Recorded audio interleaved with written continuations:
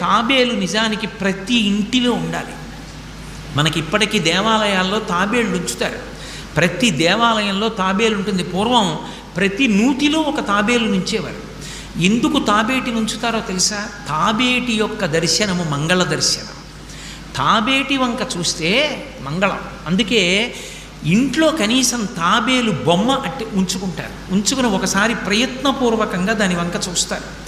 ఎందుకు తాబేలు ఇంట్లో ఉంచుకోవాలి అంటే దాంట్లో ఒక రహస్యం ఉంది. దీక్ష అని ఒక మాట.